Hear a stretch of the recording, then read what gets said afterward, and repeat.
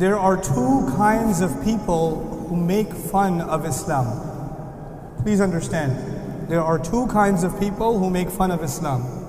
There are people who, no matter what they know about Islam, they will still hate Islam and they will make fun of Islam. You can never impress them. You can never convince them.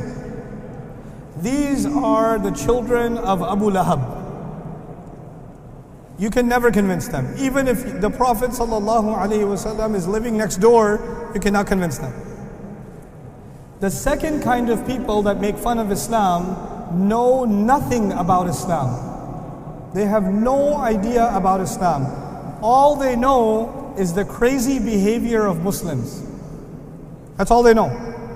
And so they assume that the Muslims are crazy because Islam made them crazy.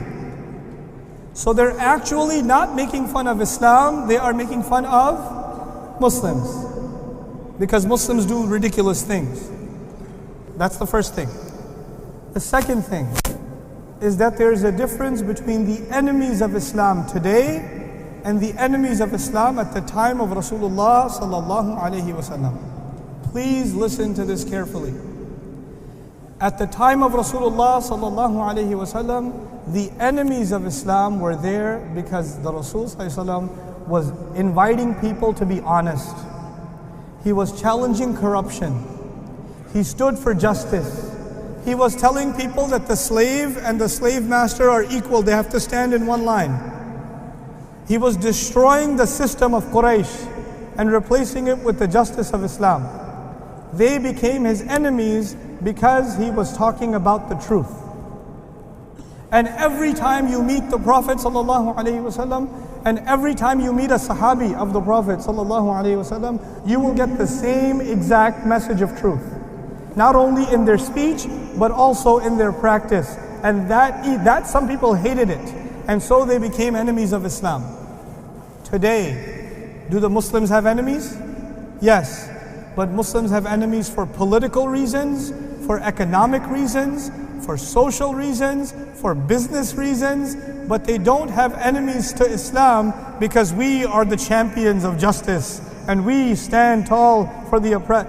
They don't know anything about that. We don't do that, and we have enemies but for different reasons. You understand? So what people do sometimes is they compare the enemies of the Prophet ﷺ of that time to our enemies of this time. Two different things, because they are enemies for two different reasons. Now, how do we respond? The first thing is, Rasulullah sallallahu alaihi wasallam, Allah says about him, وَرَفَعْنَا لَكَ ذِكْرَكَ. We raised your mention every single day when the adhan is recited and somebody recites, أَشْهَدُ أَنَّ مُحَمَّدًا رَسُولُ اللَّهِ. If the sound goes in your ear, what do you say? Sallallahu alayhi wasallam. Every single second of the day, somewhere in the world, there is adhan happening. And somebody is saying, Sallallahu alayhi wasallam. We are elevating the mention of Rasulullah Sallallahu alayhi wasallam 24/7. 24/7, not by one person, billions of people. And on top of all of that, that's just human effort.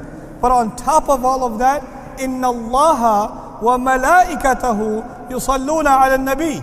Allah and the angels are sending salawat upon the Prophet sallallahu alaihi wasallam.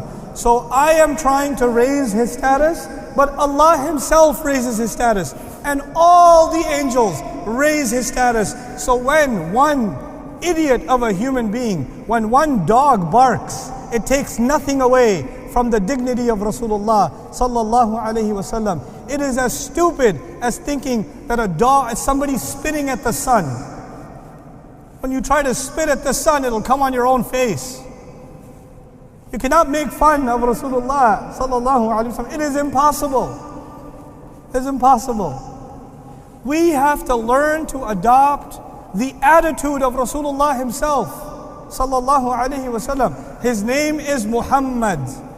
But when they criticized him and they made fun of him and they called him Mudhammam, when Hind called him Mudhammam, he said, she's talking about someone else. He just said, I don't know who that is. She's talking about someone else. He did not say, how dare you call me with... No. Wait. Don't worry. Let it go. You don't have to... Let me tell you this. If a dog is barking at you, you're walking on the street, a dog came, ruff! What do you say? Oh yeah? Ruff! When a dog is barking at you, what do? You leave it alone. You leave it alone. Let these dogs bark. Let them bark. Actually, when you answer them, then they get louder. And then more dogs show up. These people need attention. They need attention. That newspaper had few thousand distribution. After the Muslims protested, after the Muslims did this idiotic thing, they did something the Rasul would never allow, sallallahu alaihi wasallam, when they killed these people. Did they honor the Prophet? Now that same cartoon that some few hundred people saw has been seen by millions, if not billions of people. These people think they helped the Prophet sallallahu alaihi wasallam. They spread the problem way more. They helped the advertising more than anybody could have done. More than anybody could have done. Actually, the people who made fun of the Rasul sallallahu alaihi wasallam did a crime. But the Muslims did far bigger crime. Far bigger, because they spread it all over the world. There are even people saying, hey, I don't know what this cartoon is, let me see. Even the Muslims are looking at it. Don't look at it. Don't look at it. Don't spread it. Because even when you click the video or click the fan page or whatever, just to see, I'm not a fan, I just want to see what they did. Then you are adding to the hit count, yes? So it looks like it has 10 million hits or 15 million hits or whatever. And you know what happens on the internet, right? When something has a lot of hits, and you say, let me look at it, it has a lot of hits. So you are supporting it, even if you're against it. The best thing to do when a dog barks is what? Ignore it. This nonsense will continue, and wallahi, much worse than this has already been done. It's been done. And it's not new. It's been happening since the time of the Prophet sallallahu alaihi wasallam. So we need to understand, first of all, this does not affect anything. Then the next point. The next point is, am I offended? Absolutely. Absolutely I am offended. Are the Muslims supposed to be offended? Absolutely. I have a suggestion.